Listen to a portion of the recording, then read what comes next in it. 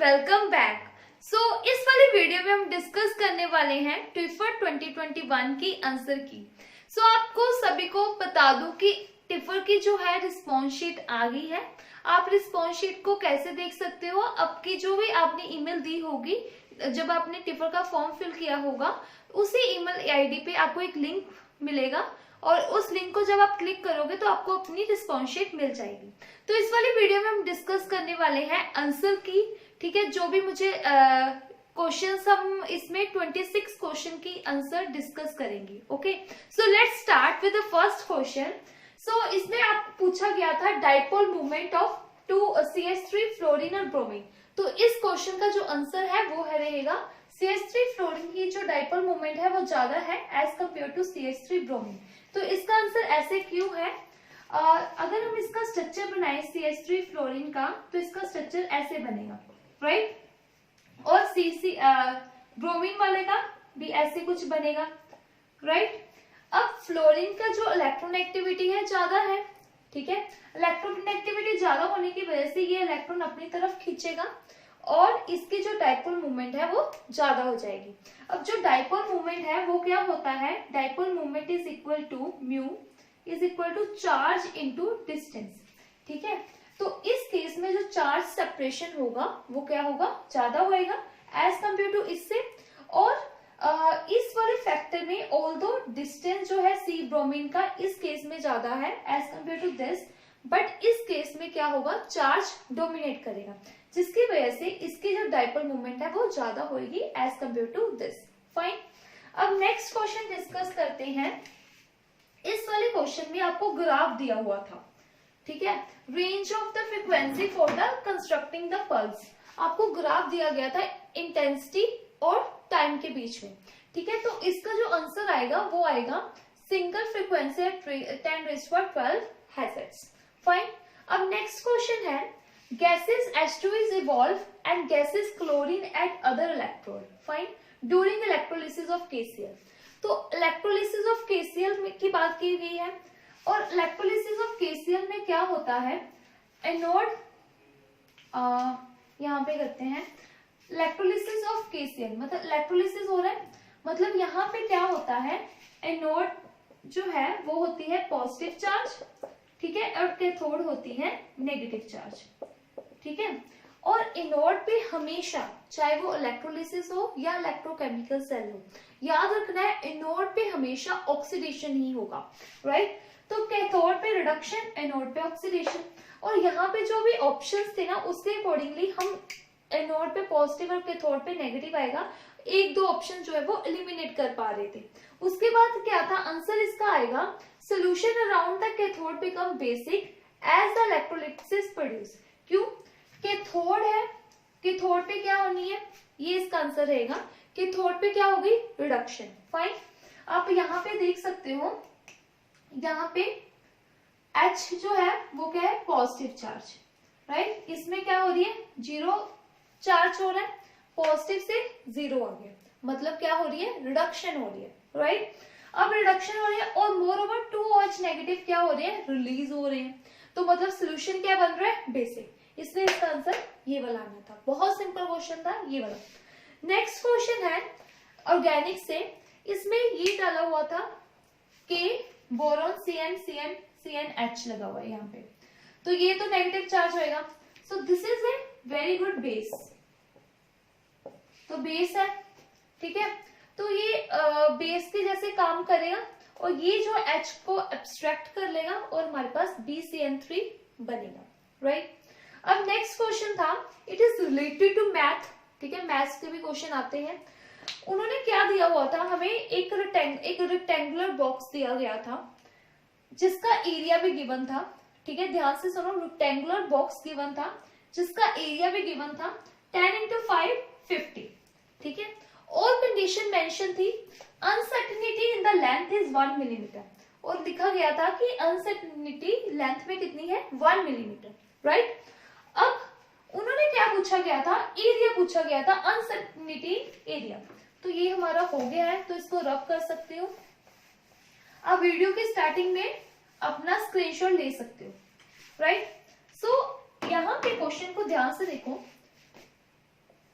ऐसे कुछ rectangular box है 10 और 5, राइट? इसका एरिया कितना हो जाएगा 50। बट उन्होंने हमें मेंशन किया कि अनसर्टेनिटी इन द लेंथ कितनी है 1 मिलीमीटर। तो 1 मिलीमीटर, तो हमने लेंथ को क्या किया 9 कर दिया, 9 इंटू 5 किया तो 45 आ रहा है। 8 इंटू फिर अनसर्टेनिटी है वो इंक्रीज भी तो हो सकती है, 11 इंटू 5 किया तो 55 आ रहा है। अब उन्होंने कहा कि एरिया में क्या अनसर्टेनिटी आएगी, एक्चुअल एरिया 50 है तो या तो 45 आ रहा है तो 50 आ रहा है, या तो 55 आएगा, तो 55। अनसर्टेनिटी इन द एरिया कितनी होगी 5। आगे समझ, अनसर्टेनिटी इन द एरिया कितनी होगी 5, तो इसका आंसर 5 रहेगा। अब नेक्स्ट क्वेश्चन आता है, it is again a question from chemical kinetics. मैंने केमिकल काइनेटिक्स से 3 क्वेश्चन जो है वो केमिकल काइनेटिक्स से आए हुए थे। तो मतलब ये फ्लोरेसेंस पे है, अगेन हम देखेंगे एंड में एब्जॉर्प्शन पे, ठीक है? तो chemical kinetics is important chapter in terms, अगर हम टिफर की बात करें, राइट? इवन गेट में भी काफी बार केमिकल काइनेटिक्स से काफी क्वेश्चन पूछे होते हैं। ओके, सो अब ये वाला क्वेश्चन देखते हैं। इसमें क्या था, ध्यान से देखना, अगर आपके पास रिस्पॉन्स शीट है तो अपनी रिस्पॉन्स शीट को खोल के देखना, तो आपको अच्छे से समझ आएगा क्वेश्चंस। अब यहाँ पे टो है, तो इसमें क्या होगा, हमने इसमें क्वेश्चन में क्या पूछा गया था, लाइफ टाइम पूछा गया था एंड क्वांटम एफिशिएंसी पूछी गई थी, फ्लोरेसेंट क्वांटम एफिशिएंसी पूछी गई थी। फाइन, ये दोनों चीजें पूछी गई थी। जो लाइफ टाइम है उसको हम डोनेट करते हैं टो से, राइट? लाइफ टाइम को किससे डोनेट किया जाता है, टो से। अब लाइफ टाइम का जो फॉर्मूला होता है ना 1/kf, life time KISC KC, जो भी हो रही होती है ना सारी फ्लोरेसेंस, ये इंटरसेक्शन क्रॉसिंग, ठीक है, तो कन्वर्जेंस, ठीक है, वो सभी का 1 में होती है, राइट? समझ आया? अब हमें जो यहाँ पे क्वेश्चन में दिया गया था ना 1/5, उसमें दिया था कि फ्लोरेसेंस हो रही है, उसका रिलैक्सेशन टाइम दिया गया था। ध्यान से सुनो, फ्लोरेसेंस का हमें क्या दिया गया था, रिलैक्सेशन टाइम। लेट्स से क्या दिया था 5 नैनोसेकंड। अब इसका अगर हमने KF निकालना है, इसका रिलैक्सेशन टाइम दिया था, तो KF निकालना है, वो क्या होगा 1/5। फाइन, सेम हमें अलग अलग प्रोसेसेस का क्या दिया गया था, रिलैक्सेशन टाइम। अगर हमने टो निकालना है, हमें क्या चाहिए, KF KISC सभी का सम चाहिए, तो हमने इसका क्या किया, KF निकालने के लिए उसका क्या कर दिया, रेसिप्रोकल कर दिया। सेम बाकी चीजों को निकालने के लिए उनका क्या कर दिया, रेसिप्रोकल कर दिया। और टो तो हमें पता ही है वो क्या है, 1 में इन सब का सम। फाइन, इससे हमारा जो टो आया, रिलैक्सेशन टाइम आया, वो आया 1.25। ये काफी कंफ्यूजिंग क्वेश्चन था। अगर आपको इस पे डाउट है तो मैं प्रॉपर क्वेश्चन सॉल्व करवा दूंगी, आप मुझे कमेंट बॉक्स में बता सकते हैं। तो हमारा जो टो आ गया वो आया 1.25, ठीक है? तो मैं केमिकल काइनेटिक्स ऑलरेडी चैप्टर अपने चैनल पे करवा रही हूँ, उन सभी वीडियोस का लिंक आपको डिस्क्रिप्शन में मिल जाएगा, तो मैं ये क्वेश्चन स्पेशल करवा दूंगी अगर आप चाहते हो। सो 1.25, ओके। नेक्स्ट आता है, ये तुम्हारे पास टो आ गया, फाइन। अब हमने क्वांटम एफिशिएंसी निकालनी थी, मतलब हमें क्वांटम एफिशिएंसी, जिसका क्या फॉर्मूला होता है। ये टॉपिक काफी मुझे लगता है अब पूछने लग पड़े हैं। अब क्वांटम एफिशिएंसी किसकी, फ्लोरेसेंस की। इसका फॉर्मूला पता क्या होना था, KF इंटू टो। टो हमने निकाला कितना था 1.25, यहां लिख दो 1.25। KF 1/5, 1/5। जब इनको सॉल्व करेंगे आंसर आएगा 0.25। और ऑप्शन ऐसे दी हुई थी, यू कैन इजिली एलिमिनेट, तो इसका आंसर ये रहेगा। फाइन, अब नेक्स्ट देखते हैं। नेक्स्ट क्वेश्चन भी काफी इंटरेस्टिंग क्वेश्चन है और इतना बेसिक क्वेश्चन है, मतलब बस वो इतना घुमा के देते हैं तो हम पेपर में कंफ्यूज हो जाते हैं। क्वेश्चन है, addition of HCl to 1 butene हमें 1 बुटीन दिया हुआ है, बुटीन समझते हो, ये वाला वैलेंसी पूरी कर लेना कार्बन की, उसमें HCl एडिशन हुई, कर दी हमने। और सेकंड क्या गया हुआ है, 2 बुटीन में हुई। 2 बुटीन कैसे बनेगा, ये 1 कैसे बना, ये 1 बुटीन, 2 बुटीन कैसे बनेगा, सॉरी ये 2 बन गया, इसमें HCl डालो तो हमें प्रोडक्ट क्या बनेगा, दोनों ही केस में यहाँ क्लोरीन आएगा, इस केस में भी यहाँ क्लोरीन आएगा। एंड उन्होंने ये मेंशन ही किया गया था प्रोडक्ट सेम है। उन्होंने बोला कि जो 1 प्रोटीन है ना वो जल्दी से रिएक्ट कर रहा है, 1 प्रोटीन जो है वो रिएक्शन फास्ट दे रहा है। इसका क्या रीजन है, एक ऑप्शन दिया गया था कार्बोकटाइन की स्टेबिलिटी। मैं आपको बता दूं इन दोनों ही केस में 2 डिग्री कार्बोकटाइन बनेंगे। कैसे, यहाँ पे H ने अटैक किया, ठीक है, और यहाँ पे पॉजिटिव 2 डिग्री। अब मैं कहता हूं यहाँ H ने अटैक किया, ठीक है, यहाँ पॉजिटिव, क्या बना 2 डिग्री। वो भी ऑप्शन में था, वो तो ऑप्शन बिल्कुल भी नहीं आना था। अब नेक्स्ट चीज जो आती है वो था क्या, ऑप्शन क्या आना था, आंसर क्या आना था। तो हमारे पास एक ऐसा प्रोटीन है, एक ऐसा प्रोटीन है, इसका एनर्जी प्रोफाइल बनाए। ये क्या है, स्टेबल अल्कीन, ये वाला अल्कीन जो है वो ज्यादा स्टेबल है, ये वाला अल्कीन स्टेबल ज्यादा है ना। क्यों स्टेबल है, क्यों स्टेबल है, क्योंकि ये हम इसको हाइपर कंजुगेशन से भी एक्सप्लेन कर सकते हैं कि ये वाला जो अल्कीन है वो ज्यादा स्टेबल है, ठीक है। तो ये सेजक प्रोडक्ट भी है, तो ये वाला अल्कीन ज्यादा स्टेबल है। तो अगर मैं एनर्जी प्रोफाइल बनाऊं तो ऐसा करके बना रही हूं, अगर मान लो कुछ भी, तो ये वाला अल्कीन जो है वो यहाँ पे आएगा क्योंकि स्टेबल है, ये हायर एनर्जी का है, हाई एनर्जी, तो इसका जो एनर्जी प्रोफाइल है वो यहाँ पे आएगा, राइट, ऐसे। तो मतलब अगर मैं बोलूं ये इसकी ट्रांजिशन स्टेट है, इसकी एक्टिवेशन एनर्जी इसको कम चाहिए, है ना, ये वाली C डबल बॉन्ड वाले को एक्टिवेशन एनर्जी कम चाहिए, मतलब ये वाला रिएक्शन जो है वो फास्ट देगा एज कम्पेयर टू ये। वैसे भी हम बोलते हैं जितना ज्यादा रिएक्टिव कौन सा होता है, जितना वो कम स्टेबल हो, ठीक है। इसलिए 1 बुटीन इज एनर्जिकली हायर देन 2 बुटीन, ये आंसर आ जाना था, सिंपल था ना। अब आता है change in entropy at constant temperature.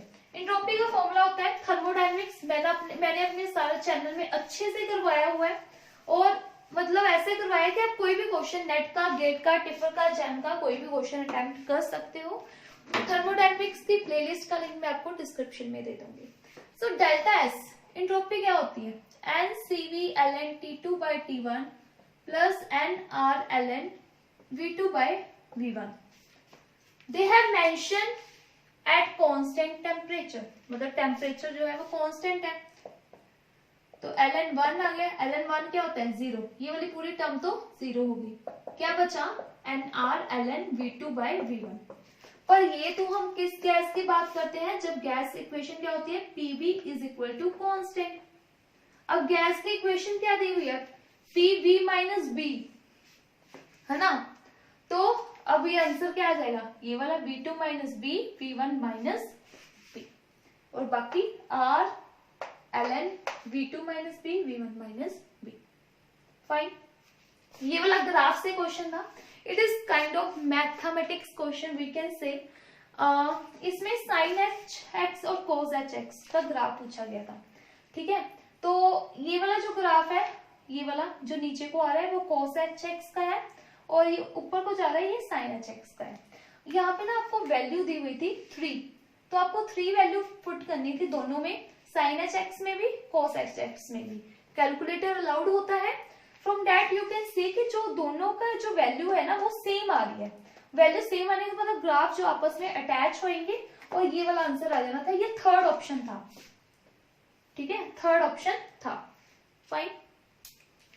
So measurement along the line is 20 plus minus 3 and 40 plus minus 4 and distance between two atoms।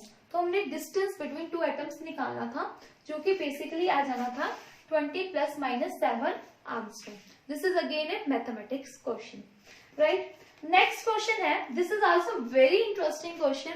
इसमें आपको कंफ्यूजन हुई होगी 100 kDa, ये यूनिट्स का ही हमें आइडिया नहीं रहा होगा, है ना. तो पहले हम इस यूनिट के बारे में देख लेते हैं. सो अगर हमें आपको प्रोटीन का मास 100 kDa मतलब का, इसका मतलब होता है AMU का क्या मतलब होता है 1 ग्राम पर मोल. ठीक है, इसका मतलब पता क्या हो जाना था 100 × 1000, ठीक है, ग्राम पर मोल. ये मतलब हो जाना था 100 × 1000 ग्राम पर मोल. क्वेश्चन सॉल्व हो जाना था. इसके बाद कैसे होना था वो मैं आपको एक्सप्लेन कर देती हूँ. इसमें क्या पूछा गया था, आपको लेंथ दी गई थी 1 मिलीमीटर, आपको एब्जॉर्प्शन दी गई थी 75%. पूछने को उन्होंने सिर्फ एब्जॉर्बिविटी कांस्टेंट पूछा गया था, मोलर एक्सटेंशन कांस्टेंट पूछा गया था, पर थोड़ा सा इस वजह से क्वेश्चन घूम गया और ऐसे हो गया कि ये सॉल्व कैसे होगा. ठीक है, तो लेंथ दी गई थी, मोलर एक्सटेंशन कोफिशिएंट हमने निकालना था. ठीक है, तो EAL, राइट. इसके बाद ये हो गया, E हो गया, A हो गया, L हो गया. Then we are given with concentration. ये कैसे निकालनी है, पर हमें उन्होंने दो चीजें दी थी. एक दी थी डेंसिटी जो कि है 1.5 ग्राम पर सेंटीमीटर क्यूब, और दिया हुआ था हमें प्रोटीन का molecular weight, that is 100 kilogram. तो इसको हमने चेंज कर दिया. वो कैसे होना था 100 × 1000 ग्राम पर मोल, राइट. और कंसंट्रेशन किस में होती है मोल पर लीटर. बस हमने इसी टर्म में लेकर आनी है कंसंट्रेशन. और एब्जॉर्प्शन का क्या फॉर्मूला होता है ECL. एब्जॉर्प्शन क्या है 75, यहाँ पे लिखो 75/100 परसेंटेज में दी हुई है. E हमने निकालनी है, किस यूनिट में निकालनी है मोल पर लीटर, मोल इनवर्स लीटर, हाँ जी, मोल इनवर्स लीटर और सेंटीमीटर इनवर्स, मतलब सेंटीमीटर इनवर्स होना चाहिए. यूनिट्स का ध्यान रखना है. कंसंट्रेशन चाहिए हमें. लेंथ हमें क्या दी हुई है 1 मिलीमीटर, जिसको हमने सेंटीमीटर में चेंज कर लेना. तो that is equal to 0.1 centimetre. अब कंसंट्रेशन किस में चाहिए मोल पर लीटर में. हमें ग्राम पर सेंटीमीटर क्यूब दिया गया है और हमें ग्राम पर मोल दिया गया है. इसको ध्यान से यूज करना है. कैसे यूज कर सकते हैं वो हम देखते हैं. हमें चाहिए मोल पर लीटर. सो मैंने यहाँ लिखा 1.5, तो पेन नहीं चल रहा. सो 1.5 ग्राम पर सेंटीमीटर क्यूब, राइट, इनटू, इसको मैंने डिवाइड किया कैसे 100 × 1000 ग्राम पर मोल, राइट. इसको मैं ऊपर ले जाऊंगी 1.5 ग्राम जो कि हम छोटे होते करते थे, मोल 100 × 1000, ठीक है, 1000 ग्राम. ठीक है, ग्राम से ग्राम कैंसल.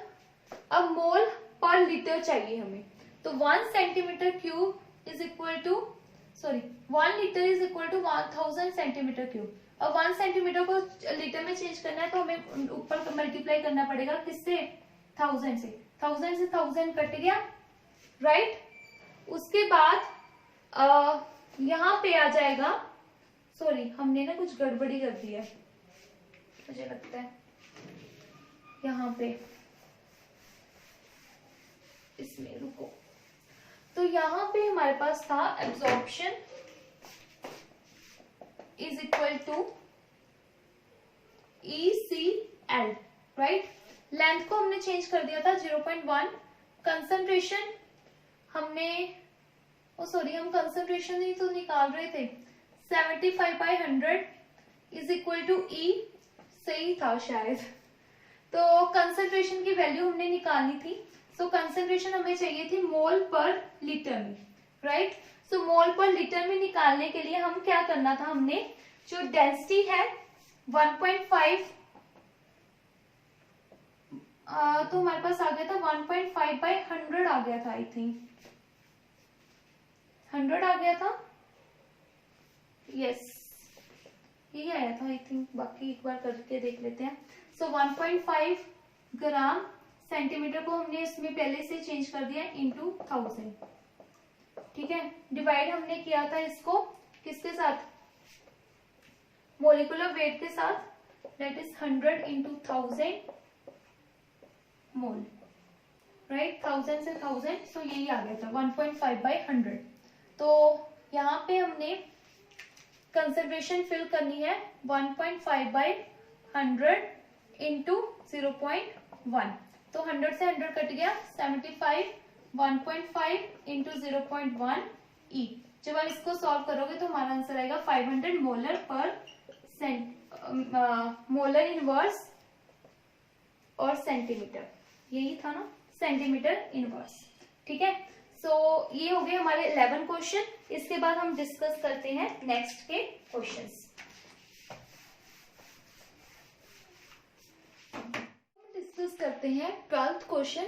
ये जो क्वेश्चन है अब मैं डिस्कस करने वाली हूँ, ये मैंने पहले डिस्कस कर लिए हैं जब मैंने मेमोरी बेस्ड टिफर के क्वेश्चन डिस्कस किए थे। उस वीडियो का लिंक मैं आपको डिस्क्रिप्शन में दे दूंगी। अब मैं आपको जल्दी जल्दी बता दूंगी क्या इसका सोल्यूशन है, इतना हम डिटेल एक्सप्लेनेशन में नहीं जाएंगे। अगर आपको अच्छे से एक्सप्लेनेशन को देखना है तो आप मेरी वो वाली वीडियो देख सकते हो, उसका लिंक मैंने डिस्क्रिप्शन में भी दे दिया है और आई बटन पे भी आप देख सकते हो। अब स्टार्ट करते हैं।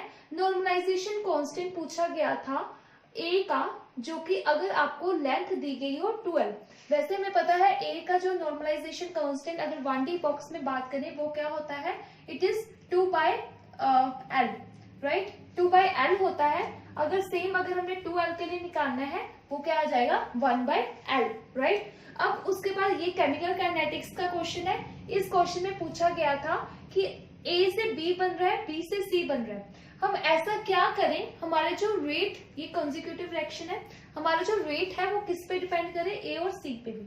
ऐसी कौन सी कंडीशन में हो सकता है, अगर हम स्टेडी स्टेट अप्रोक्सीमेशन लगाए बी पे तो ऐसा पॉसिबल है। तो ये वाला आंसर आया ना, स्टेडी स्टेट अप्रोक्सीमेशन। नेक्स्ट है बॉन्ड एसोसिएशन एनर्जी पूछी गई है। इन तीनों में से अगर इसकी बात करें तो ये है sp, ये है sp3 और ये है sp2। तो हमें पता है जितना ज्यादा s करेक्टर उतना ही ज्यादा डिफिकल्ट होगा किसी भी बॉन्ड को ब्रेक करना। तो सबसे ज्यादा बॉन्ड एसोसिएशन एनर्जी C की होगी, देन A की, क्योंकि इसमें क्या है sp2 हाइब्रिडाइजेशन है, और उसके बाद B की, ठीक है। ये C है, ये B है और ये A है, फाइन। उसके बाद इन दोनों में से रिलेशन पूछा गया था, तो ये दोनों आपस में मिरर इमेजेस है, तो क्या है एनाइंशुमर।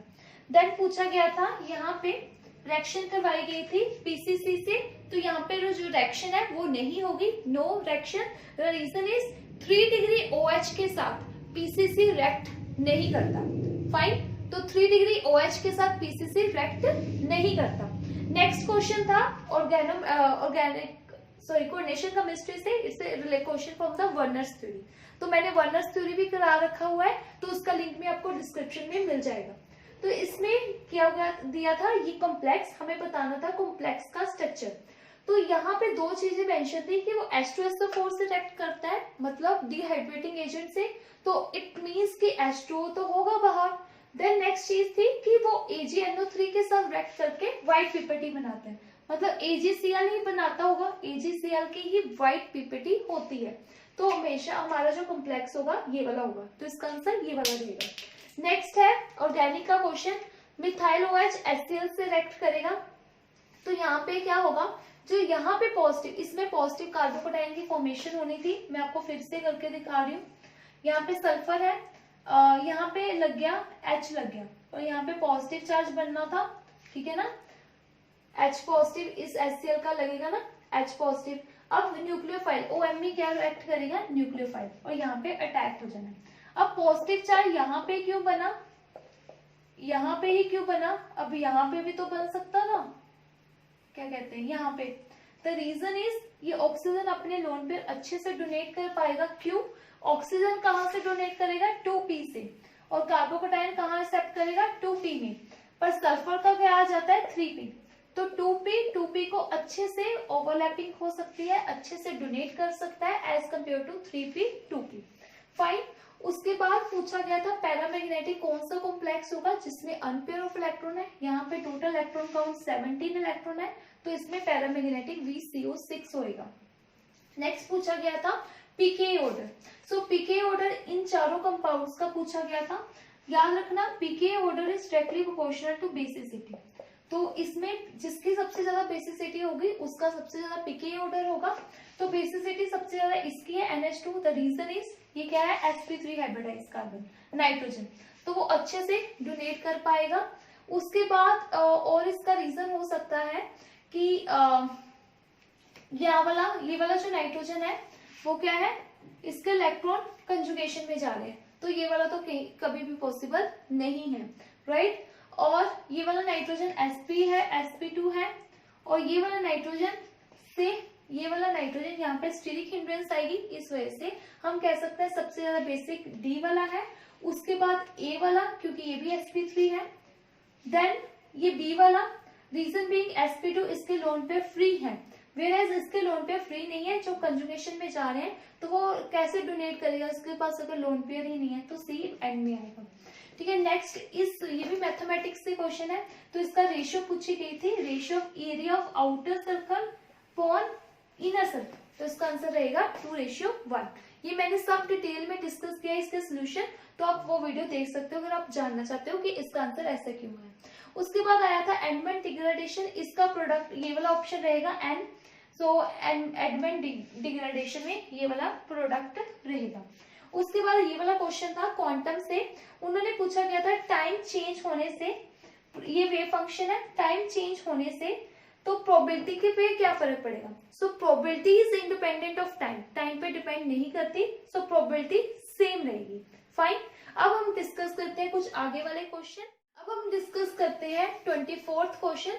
इसमें पेरिसाइक्लिक से क्वेश्चन पूछा गया था, यहाँ पे एक डबल फोन है। फाइन। पेरिसाइक्लिक से ये क्वेश्चन पूछा गया था, इसमें जो है वो deal-cider, I think deal-cider reaction जो है वो हो रही है, ये वाला यहाँ जाएगा और ये वाला जो है वो यहाँ और ये यहाँ बॉन्ड बनाएगा। तो ये डील-साइडर रिएक्शन है जो कि होती है in the presence of heat. This is also very simple question कि पेरिसाइक्लिक रिएक्शन में जो डील-साइडर रिएक्शन है वो किसकी प्रेजेंस में होती है, हीट की प्रेजेंस में होती है। उसके बाद पूछा गया था ऑक्सीडेशन स्टेट ऑफ AU जो कि आएगी +1, तो ऑक्सीडेशन स्टेट AU क्या आएगी +1। नेक्स्ट जो क्वेश्चन था वो था थर्मोडायनेमिक्स से, so Z is equal to PB/RT, और इसमें आपकी वैल्यू जो है इसकी वैल्यू पूछी गई थी कि delta H by delta P T किसके इक्वल होएगा, तो ये किसके इक्वल आएगा, T dBT/dt। ओके, इसका भी मैंने डिटेल में सोल्यूशन डिस्कस किया हुआ है उस वाले वीडियो में। I hope this video is useful to you.